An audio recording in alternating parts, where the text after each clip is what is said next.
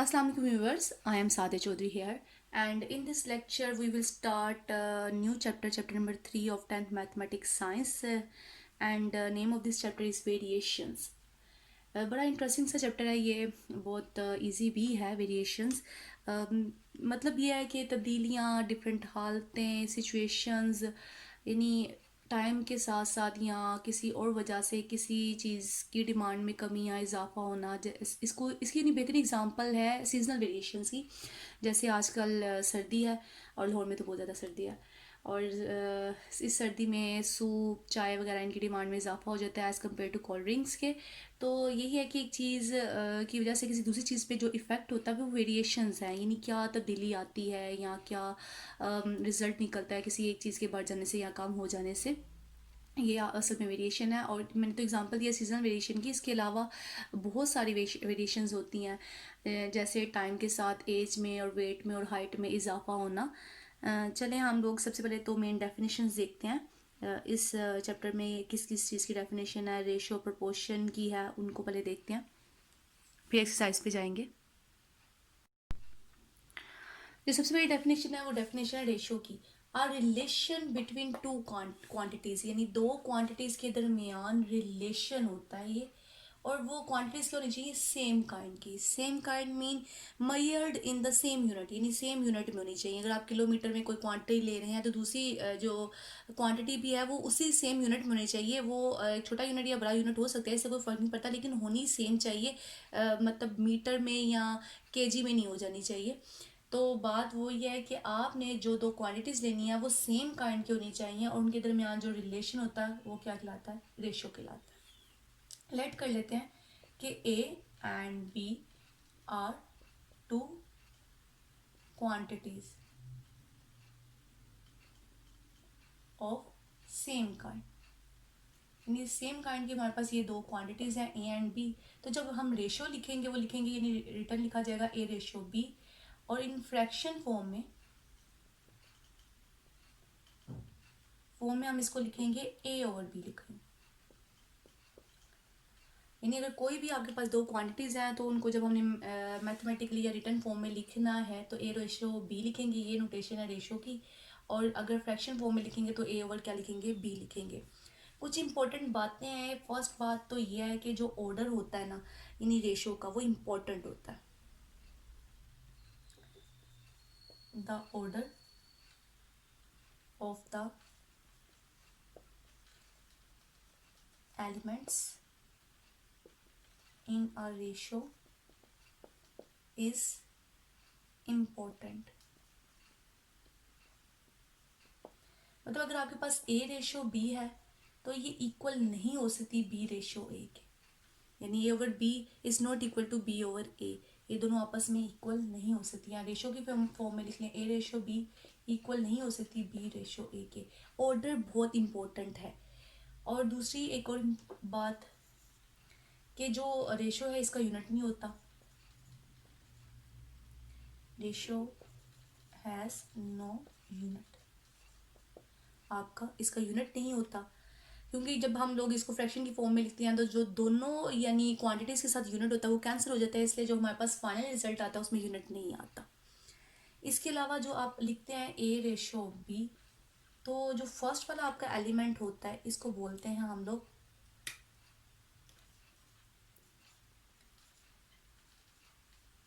Antecedent, and जो second वाला element होता है हमारा हम इसको बोलते हैं कॉन्सिक्वेंट।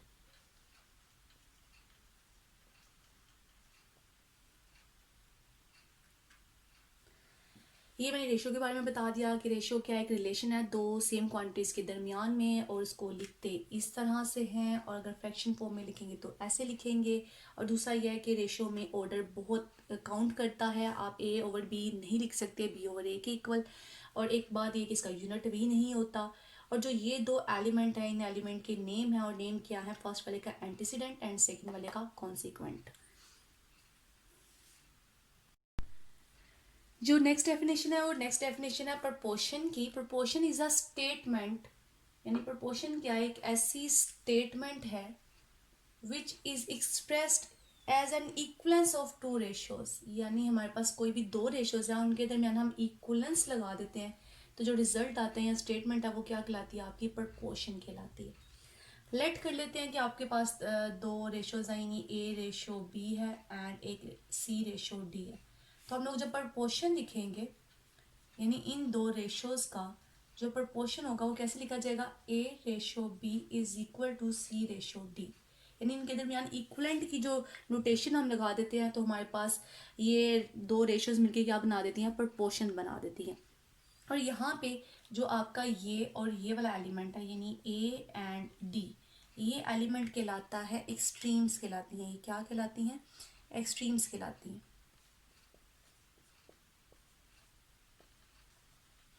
और इसी तरह से जो दरमियान वाली यानी मिड वाली वैल्यूज हैं, ये बी एंड सी, ये क्या कहलाती हैं, ये मीन्स कहलाती हैं। ये मीन्स कहलाती हैं। अब हमारे पास जो ये रेशो है ए रेशो बी और इक्वलिटी का साइन लगा के फिर सी रेशो डी, तो क्या मिल जाता है हमें, प्रपोर्शन मिल जाती है। अब इनको मैं फ्रैक्शन की फॉर्म में लिखती हूँ यानी A over B is equal to क्या आएगा, सी ओवर डी। अब इसके बाद मैं नेक्स्ट क्रॉस मल्टीप्लिकेशन करती हूँ तो क्या आएगा, A D is equal to C B या बी सी, जो भी लिख सकते हैं, मल्टीप्लाई करना ना इनको, चाहे सी बी करें या बी सी करें। तो ये हमें क्या मिल रहा है यहाँ पे, प्रोडक्ट ऑफ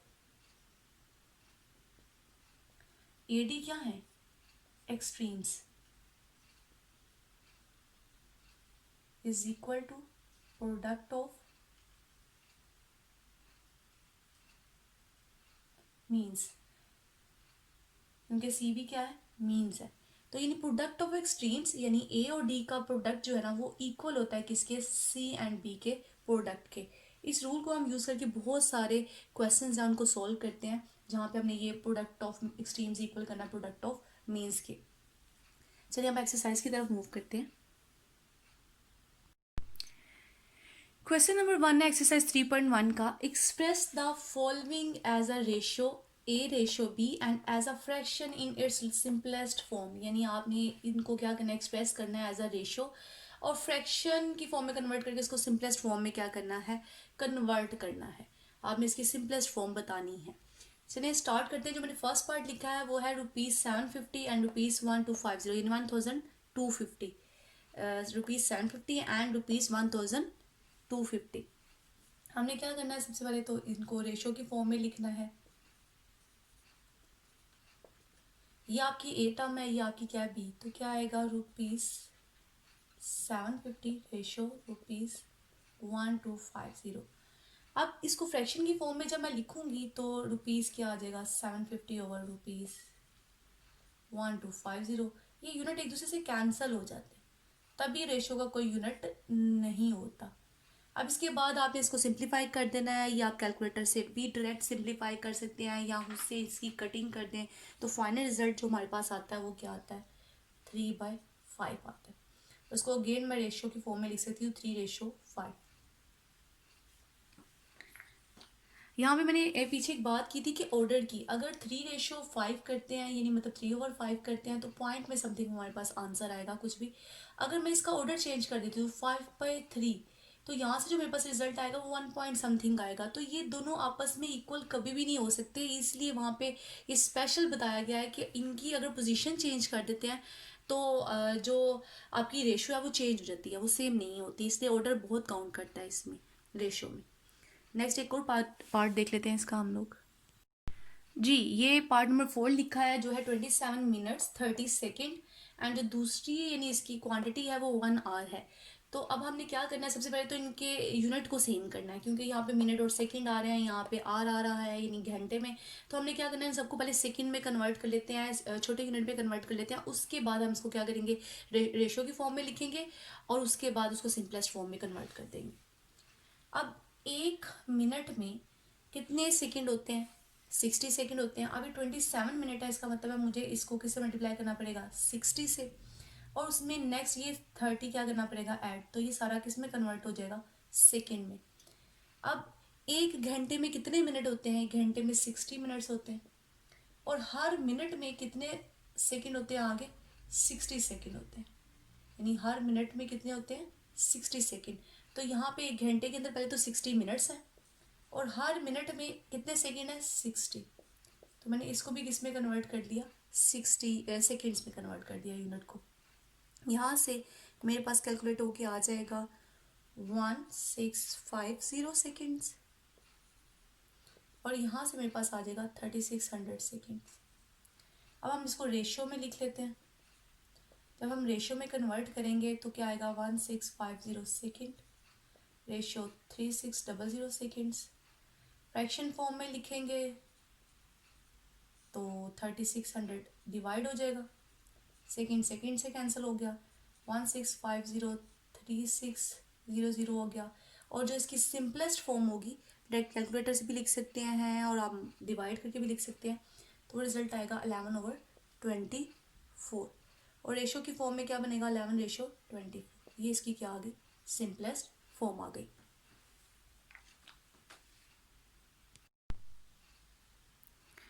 क्वेश्चन नंबर 2 है, इन अ क्लास ऑफ 60 स्टूडेंट्स, हमारे पास एक क्लास है जिसमें टोटल स्टूडेंट कितने हैं, 60 स्टूडेंट्स हैं, एंड 25 स्टूडेंट्स आर गर्ल्स, और उसमें से 25 स्टूडेंट्स क्या हैं, गर्ल्स हैं, and remaining students are boys, और जो बाकी बच जाएंगे 60 में से वो क्या हैं, बॉयज़ हैं, यानी लड़के हैं।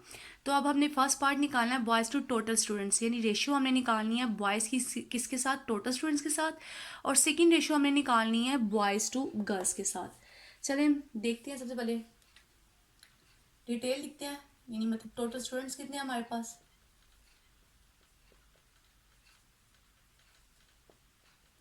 60, और गर्ल्स कितनी है, नंबर ऑफ गर्ल्स लिख लें 25। अब हमने नंबर ऑफ बॉयज निकालने, अब नंबर ऑफ बॉयज कैसे निकलेंगे, टोटल स्टूडेंट्स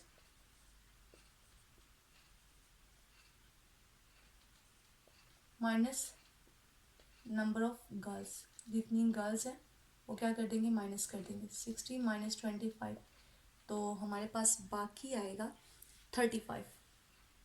तो बॉयज़ कितने हैं क्लास में, 35 है। अब जो हमने फर्स्ट पार्ट निकालना है, फर्स्ट पार्ट हमने ये निकालना है कि boys to total student, ratio निकालनी है किस किस की, बॉयज़ की और टोटल स्टूडेंट्स की। अब टोटल स्टूडेंट्स कितने हैं, 60, बॉयज़ कितने हैं, 35। अब बॉयज़ टू टोटल स्टूडेंट्स का है, तो इसका मतलब क्या है, पहले क्या आएगा हमारे पास, बॉयज़ की क्वांटिटी आएगी, वो 35 है, और टोटल स्टूडेंट्स कितने हैं, 60, वही आएगी। अब इसको सिंपलेस्ट फॉर्म में कन्वर्ट करने के लिए हम फ्रैक्शन में लिख लेते हैं, और आफ्टर सिंप्लीफिकेशन हमारे पास रिजल्ट आ जाएगा 7/12, और इसको मैं मज़ीद क्या लिख सकती हूँ, 7/12। अब जो नेक्स्ट पार्ट है सेकेंड वाला, उसमें हमने निकालना है बॉयज़ टू गर्ल्स, यानी बॉयज़ की रेशो निकालनी है किसके साथ, गर्ल्स के साथ, तो क्या आएगा 35 रेशो, गर्ल्स कितनी है 25, तो 25 आ जाएगा। अब इसको फ्रैक्शनल फॉर्म में लिखते हैं और सिंप्लीफाई कर लेते हैं, और सिंप्लीफाई करने के बाद 7/5 आ जाएगा, उसको दोबारा रेशो की फॉर्म में लिख देते हैं। तो हम लोगों ने क्या कर लिया, रेशो निकाली बॉयज़ की टोटल स्टूडेंट्स के साथ भी और बॉयज़ की गर्ल्स के साथ भी। जी क्वेश्चन नंबर 3 है, क्वेश्चन नंबर 3 की स्टेटमेंट है, if 3 × 4x - 5y is equal to 2x - 7y, find the ratio x ratio y। हमने क्या निकालना है, x ratio y find out करना है। इसमें जो हमारे पास वैल्यू दी हुई है या एक्सप्रेशन दिया हुआ है, वो एक्सप्रेशन ये है 3 × 4x - 5y is equal to 2x - 7y।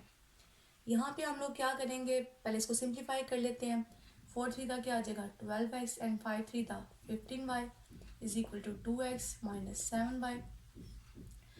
अब नेक्स्ट मैं क्या करती हूँ, एक्स वाली टर्म एक साइड पे कर लेती हूँ, वाई वाली टर्म्स एक साइड पे कर लेती हूँ। ये जो 2x है वो इस साइड पे आके सब्ट्रैक्ट हो जाएगा, और 15y दूसरी तरफ जाके क्या हो जाएगा, प्लस हो जाएगा, माइनस का था वो प्लस हो गया। अब यहाँ से क्या आ जाएगा 10x आ जाएगा, और यहाँ से मेरे पास सब्ट्रैक्शन के बाद रिजल्ट आएगा 15 में से 7 चले गए, तो बाकी बचते हैं 8y, और यहाँ से मैं y को यहाँ ला के डिवाइड कर देती हूँ और 10 को दूसरी तरफ ला के डिवाइड कर देती हूँ, क्योंकि जब x रेशियो y को मैं लिखती हूँ फ्रैक्शन फॉर्म में तो y over x over y आता है, तो इसलिए मैंने क्या किया, y को इस साइड पे डिवाइड कर दिया और 10 को दूसरी तरफ डिवाइड कर दिया ताकि मेरे पास ये वाली फॉर्म बन जाए और फिर इसको मैं इस तरह से लिख सकूँ। तो x over Y after simplification क्या आ जाएगा हमारे पास 4/5 और नेक्स्ट रेशियो फॉर्म में लिखूंगी तो x ratio y is equal to 4/5 और यही हमने क्या करना था, फाइंड करना था, जो हमने क्या कर लिया है, फाइंड कर लिया है।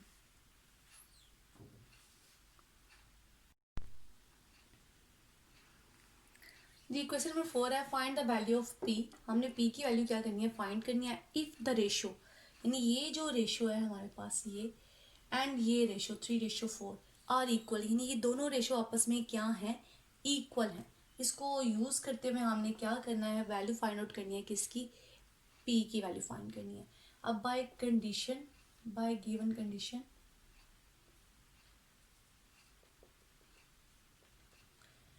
2p plus 5 ratio 3p plus 4 equal है किसके, 3/4 के। तो ये हमारे पास कौन सी सिचुएशन बन गया, प्रोपोर्शंस वाली। और प्रोपोर्शन वाली सिचुएशन में हमने क्या कहा था कि जो प्रोडक्ट ऑफ एक्सट्रीम्स होता है वो इक्वल होता है किसके, प्रोडक्ट ऑफ मीन्स के। तो इसका मतलब मैं यहाँ लिख सकती हूँ product of extremes equal to product of means.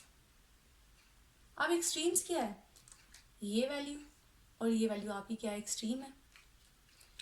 और जो ये वाली वैल्यू और ये वाली वैल्यू जो है ये मीन्स है। तो अब हम इनको क्या करते हैं, मल्टीप्लाई करते हैं, यानी 2p प्लस 5 मल्टीप्लाई होगा किससे, 4 से, एंड 3p प्लस 4 मल्टीप्लाई होगा किससे, 3 से। 4 टू द 8p प्लस 5 4 the 20, 3 three the 9p and next क्या आ जाएगा, 4 3 द 12।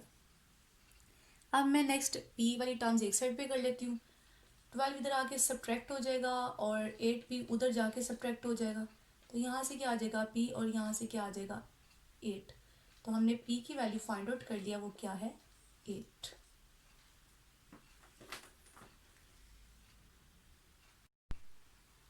सेम इसी तरह से जो क्वेश्चन नंबर 5 है वहाँ पे हमने वैल्यू फाइंड करनी है x की और वो आप लोग खुद ही फाइंड आउट कर लेंगे। तो क्वेश्चन नंबर 6 को देखते हैं आप। क्वेश्चन नंबर 6 की स्टेटमेंट है two numbers are in ratio 5/8। हमारे पास दो नंबर है जो किस रेशियो में है, 5/8 में। इफ 9 इज एडिड, और हम 9 को क्या करते हैं, ऐड करते हैं हर नंबर में, ईच नंबर, यानी दोनों नंबर में हम क्या करते हैं, 9 को ऐड करते हैं, we get a new ratio. तो हमें एक न्यू रेशियो मिल जाती है। वो जो न्यू रेशियो है वो क्या है, 8/11। जो नई रेशियो मिलती है वो क्या है, 8/11। हमने क्या करना है, वो नंबर्स फाइंड करने हैं कि वो नंबर्स क्या हैं। चलिए क्वेश्चन को स्टार्ट करते हैं।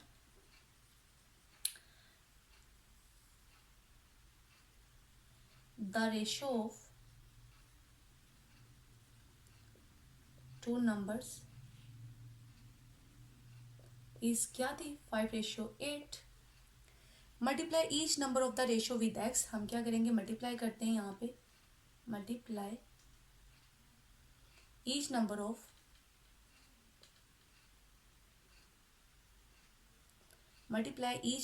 Of the ratio with x.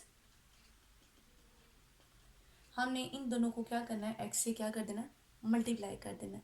Then the numbers B,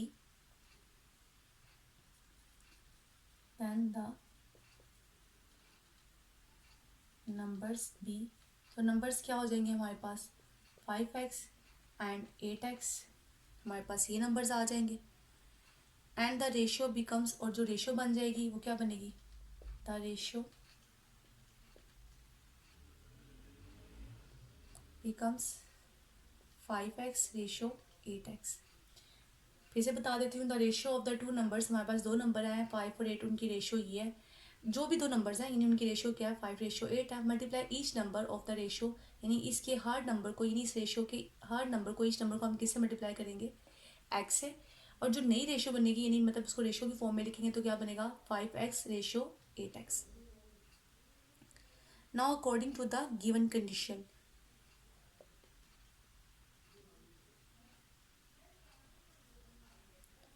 to the given condition अब गिवन कंडीशन क्या थी कि जो आपके पास ये रेशियो है, इस रेशियो में हमने क्या करना है, हमने 9 को ऐड करना है, यानी 5x plus 9 divided by 8x plus 9।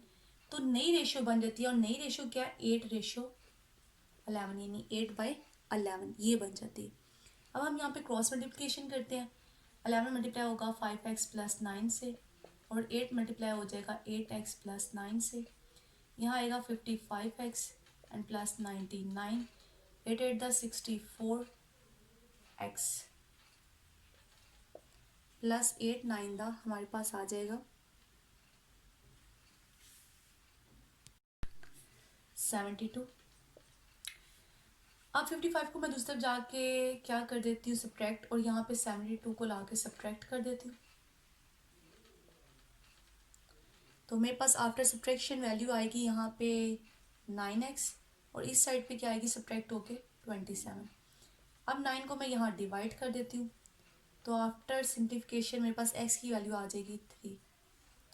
ये x की वैल्यू आ गई 3। हमने तो बताने हैं numbers, so the required numbers are, कैसे निकलेगा, फर्स्ट नंबर, ये जो हमारे पास 5x है, हम इसमें क्या करेंगे, x की वैल्यू लगा देंगे। x की वैल्यू क्या है 3, तो फर्स्ट नंबर क्या आ जाएगा 15, 5 3 द 15। एंड सेकेंड नंबर जो हमारी ये वाली वैल्यू है 8x, यहाँ पे हम क्या करेंगे, x की वैल्यू लगा देंगे 3, तो 8 3 द 24। तो हमने दोनों नंबर क्या कर लिए, फाइंड कर लिए। एक नंबर क्या है 15 और एक नंबर क्या है 24। अब जो क्वेश्चन नंबर 7 है वो सेम क्वेश्चन नंबर 6 की तरह से है, ये आप लोग खुद ही सॉल्व कर लीजिएगा। जी, क्वेश्चन नंबर 8 की स्टेटमेंट है, find the cost of 8 kg of mangoes. यानी हम लोगों ने 8 किलोग्राम जो है मैंगोज की कॉस्ट बतानी है कि कितने में वो खरीदे जाएंगे या खरीदे। If 5 kg of the mangoes cost ₹250, अगर 5 किलो मैंगोज की जो कीमत है वो कितनी है 250 है। तो इसको हम लोग सबसे पहले तो लेट कर लेते हैं, हमें प्राइस निकालनी है 8 kg मैंगोज की। Let the required price of mangoes, इसको कॉस्ट ऑफ भी कह सकते हैं, let the required cost of mangoes भी लिख सकते हैं। लेट कर लेते हैं वो किसके इक्वल है, एक्स के इक्वल। अब हम इस तरह इसको प्रोपोर्शन वाली फॉर्म में लिखने की कोशिश करते हैं कि हमारे पास जो क्वांटिटी है वो कितने मैंगोज थे,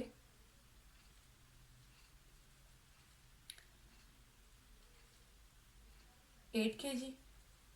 अगेन मैं लिख देती हूँ मैंगोज, मैंगोज क्वांटिटी भी लिख सकते हैं, कितने थे हमारे पास 5 kg। नेक्स्ट क्या आएगा, प्राइस आएगी या कॉस्ट आएगा, यानी पहले 8 kg थे, इसके हमने निकालने हैं, तो इसकी जगह क्या आ जाएगा एक्स आ जाएगा, यानी यहाँ पे मैंगो लिखा है तो यहाँ इसी की कॉस्ट आनी चाहिए। नेक्स्ट फिर क्या लिखेंगे, कॉस्ट लिखेंगे। ये आपने ऐसे क्वेश्चन 6 7 8 में किए होंगे ऑब्वियसली, वेरिएशंस की कुछ चीज़ें आपने वहाँ पे भी पढ़ी हुई हैं। अब नेक्स्ट कॉस्ट, यानी 5 kg है तो 5 kg कितने में आए थे, ₹250 में आए थे, वो मैंने यहाँ पे लिख दिए। नेक्स्ट यहाँ पे हम क्या लिखते होते हैं, ये प्रोपोर्शंस है, आप प्रोपोर्शन की फॉर्म में, और प्रोपोर्शन को जब हम किस में लिखते हैं 8 kg, प्रोपोर्शन को इक्वालिटी की फॉर्म में भी लिख सकते हैं। अब नेक्स्ट जो प्रोपोर्शन की एक डेफिनेशन थी कि product of extremes is equal to product of means के इक्वल होता है। अब एक्सट्रीम्स क्या है, ये एक्सट्रीम्स है और ये वाली वैल्यूज क्या है, मीन्स है। अब हम सारी वैल्यूज को सब्स्टिट्यूट कर देते हैं। एक्सट्रीम में क्या आएगा 8 kg मल्टीप्लाई ₹250, और दूसरी तरफ क्या आएगा 8 मल्टीप्लाई 5 kg। अब मुझे एक्स मल्टीप्लाई 5 kg आएगा। अब ये जो 5 kg है ये नीचे आगे क्या हो जाएगा, डिवाइड हो जाएगा।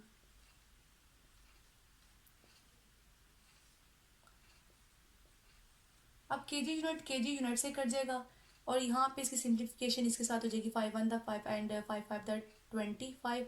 एंड 0 एज इट इज़ आ जाएगा। और 50 को जब हम 8 से मल्टीप्लाई करेंगे तो हमारे पास जो अमाउंट आएगी वो अमाउंट आएगी 400, यानी रुपीज़ कितने आ जाएंगे 400। तो 8 kg जो मैंगोज़ है वो कितने में हम लोग खरीदेंगे, 400 में खरीदेंगे। क्वेश्चन नंबर 9 की स्टेटमेंट है, if A ratio B is equal to 7 ratio B, यानी ये हमारे पास गिवन है कि A रेशियो B किसके इक्वल होता है 7 रेशियो 6 के। तो हमने फाइंड क्या करनी है, इसकी वैल्यू फाइंड आउट करनी है। अब हम इसकी वैल्यू जब फाइंड आउट करेंगे तो इस चीज़ को हम उसमें क्या करेंगे, यूज़ करेंगे। हमने वैल्यू निकालनी है 3A plus 5B ratio 7B minus 5A, और इसको जब मैं फ्रैक्शनल फॉर्म में लिखूंगी तो क्या इक्वल होगा किसके, 3A plus 5B divided by 7B minus 5A। अब ये जो चीज़ मेरे पास गिवन है ये क्या है, A ratio B is equal to 7 ratio 6। इसको जब मैं फ्रैक्शनल की फॉर्म में लिखूंगी तो मेरे पास A ओवर B क्या आएगा, 7/6 आ जाएगा। तो अब मैंने यहाँ पे भी कुछ ऐसी सिचुएशन बनानी है। ऐसी सिचुएशन बनाने के लिए मैं दोनों इन्हीं टर्म्स को क्या करूँगी, डिवाइड करूँगी किससे, B से। ऊपर वाली टर्म को भी डिवाइड करूंगी किससे, B से, और नीचे वाली टर्म को भी डिवाइड करूंगी किससे, B से। इससे ये होगा कि ये B दोनों आपस में कैंसिल हो जाएंगे और क्वेश्चन की स्टेटमेंट पे कोई असर नहीं पड़ेगा। ये बैक हमें वो प्रीवियस वाला ही स्टेप देगा। जब हम ये डिवाइड किया, ये दोनों डिवाइड करने से ये बेनिफिट मिलता है कि ये दोनों कैंसिल हो जाते हैं और क्वेश्चन की स्टेटमेंट पे कोई असर नहीं होता और हम वापस पीछे वाले स्टेप पे जा सकते हैं, क्योंकि अपनी मर्जी से हम कुछ भी ऐड या सब्ट्रैक्ट नहीं कर सकते। अगर हम कोई ऑपरेशन करते हैं या कोई चीज़ ऐड करते हैं तो हम इसका ऑपोजिट भी करना पड़ता है, इन्वर्स भी करना पड़ता है, ताकि क्वेश्चन की स्टेटमेंट पे कोई फर्क ना पड़े। अब नेक्स्ट ये जो बी आई है मैं इस ए के नीचे भी शिफ्ट कर दूंगी। नेक्स्ट इसके नीचे बी के, अब यहाँ पे क्या होगा कि नेक्स्ट नीचे भी इसी तरह से करूँगी, तो बी को इस बी के नीचे भी लिख दूंगी और नेक्स्ट 5 के नीचे भी साथ बी आ जाएगा, यानी ए के साथ बी आ जाएगा। मैंने शिफ्ट कर दिया बस बी को इस फर्स्ट टर्म के नीचे भी और सेकेंड टर्म के नीचे भी। जैसे एल्सियम का ऑपोजिट काम किया है कि हम लोग क्या करते हैं, जब एल्सियम लेते हैं तो एक टर्म नीचे आती है, बस उस टर्म को अलग अलग दोनों टर्म से नीचे लिख दिया। अब यहाँ पे क्या होगा, ये दोनों कैंसिल हो जाएंगे, यहाँ पे ये दोनों कैंसिल हो जाएंगे, और यहाँ पे ए ओवर बी की जगह मैं क्या लिख सकती हूँ, 7/6 प्लस 5। इस तरह से नीचे यहाँ क्या आ जाएगा, 7 माइनस 5, इधर भी क्या आएगा 7/6। और नेक्स्ट जब इसको सिंप्लीफाई करेंगे तो क्या आएगा, 7×3 = 21/6 प्लस 5 डिवाइडेड बाय 7 माइनस 7×5 = 35/6। अब हम लोग ले लेते हैं एलसीएम। जब मैं ऊपर वाली टर्म पे एलसीएम लूँगी तो क्या आएगा 6, और 21 प्लस 5 6 30 आ जाएगा, और नीचे भी जब एलसीएम लूँगी तो 6 7 42 माइनस 35 आ जाएगा। अब ये दोनों 6 आपस में कैंसिल हो जाएंगे और ऊपर ऐड होके हमारे पास ऑब्जर्वेशन आ जाएगी 51, और नीचे क्या आ जाएगी सब्ट्रैक्ट होके 42 में से लेके 7। तो ये हमने क्या कर लिया, इस वाली पूरी टर्म की वैल्यू कैलकुलेट कर ली, वो क्या आ गई 51/7। और अगर मैं रेशियो की फॉर्म में लिखूंगी तो 51 रेशियो क्या आ जाएगा, 7 आ जाएगा।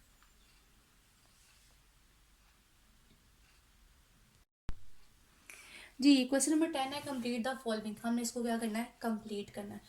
If 24/7 is equal to 6/x है तो हमने किसकी वैल्यू फाइंड करनी है, 4x की वैल्यू हमने फाइंड करनी है। और इंतहा ईजी है ये फाइंड करना। 24/7 है, 6/x है, क्रॉस मल्टीप्लिकेशन करते हैं। जब क्रॉस मल्टीप्लिकेशन करेंगे तो हमारे पास आएगा 24x इज इक्वल टू 7 × 6, तो 24x इक्वल टू 42 आ जाएगा। 7 6 42। अब नेक्स्ट हमने वैल्यू निकालनी है 4x की, तो हम इस 24 को स्प्लिट करते हैं इस तरह से कि मेरे पास 4 में एक टर्म आ जाए। जैसे मैं लिख सकती हूँ यहाँ पे 6 4 24, 6 × 4x, 6 4 24। तो मैंने 24 को एलसीएम लेके मैंने स्प्लिट कर दिया दो फैक्टर्स में, 6 और 4 में। अब यहाँ पे 4x में एज इट इज रहने देती हूँ और 6 को दूसरी तरफ जाके डिवाइड कर देती हूँ। जब 6 को मैंने दूसरी तरफ जाके डिवाइड किया तो आफ्टर कटिंग मेरे पास रिजल्ट क्या आ जाएगा, 7। तो मैंने इसकी वैल्यू फाइंड आउट कर ली, वो क्या आ गई मेरे पास 7 आ गई। इस तरह से सेम इसके पार्ट नंबर 2 और 3 आप खुद ही सॉल्व कर लेंगे। क्वेश्चन नंबर 11 को सॉल्व करते हैं हम लोग को। ये लास्ट क्वेश्चन है इस एक्सरसाइज का। इसके भी तकरीबन 5 पार्ट्स हैं, इनमें से मैं 2 पार्ट सॉल्व कर देती हूँ, बाकी सारे पार्ट्स उन्हीं स्टेप पे आप खुद ही सॉल्व कर लीजिएगा। जी, ये क्वेश्चन नंबर जो 11 है, इसका फर्स्ट पार्ट मैंने लिखा है और फर्स्ट पार्ट मेरे पास ये है कि 3x minus 2 ratio 4 proportion 2x plus 3 ratio 7। हमने क्या करना है, फाइंड करना है x को इन द फॉलोइंग प्रपोर्शंस। जो हमें प्रपोर्शंस दी नहीं है इनमें से, इनके अंदर जो x वेरिएबल है उस वेरिएबल को हमने क्या करना है, फाइंड आउट करना है। तो इसको हम लोग करते हैं स्टार्ट।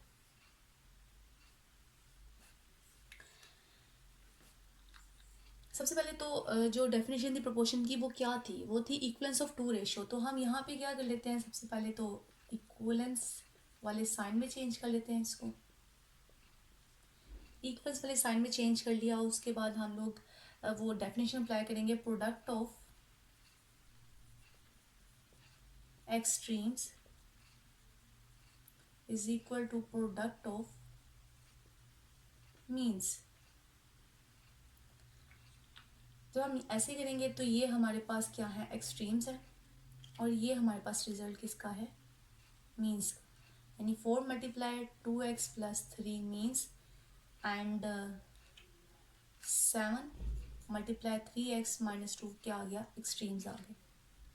अब मल्टीप्लाई करते हैं, 7 3 the 21x minus 7 two the 14, 4 two the 8x and 4 3 the 12।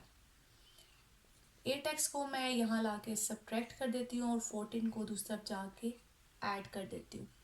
अब 21 में से हमने क्या करना है, 8 को माइनस करना है।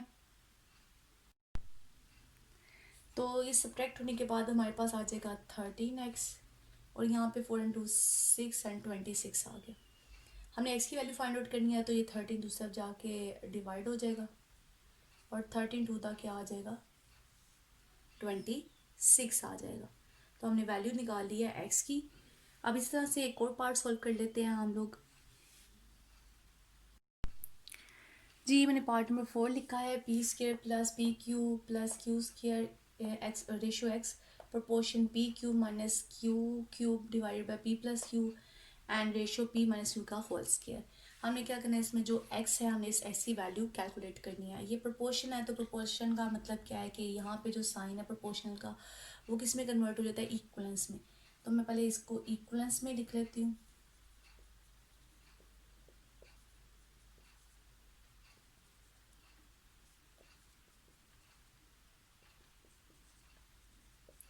और फिर वही डेफिनेशन अप्लाई करते हैं, product of extremes is equal to product of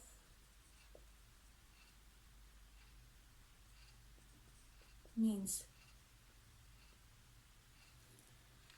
अब ये मीन्स है और ये वाली जो है, सॉरी ये वाली जो ग्रीन वाली थी, नहीं मतलब ये एक्सट्रीम्स है और ये जो अब मैंने हाईलाइट किया है ये क्या है, मीन्स है। तो एक्सट्रीम्स को लिख लेते हैं पहले, P square plus P Q plus Q square into P minus Q whole square. और दूसरी साइड पे क्या आएगा, मीन्स आएंगे, और मीन्स क्या है, x multiply P cube minus Q cube divided by P plus Q. ये वैल्यू हमने x की वैल्यू निकालनी है, तो इसका मतलब है ये वैल्यू नीचे आके क्या हो जाएगी, डिवाइड हो जाएगी। जब ये नीचे आके डिवाइड होगी तो हम इसको लिखेंगे पूरी टर्म एज इट इज सारी की सारी, P cube minus Q cube divided by P plus Q.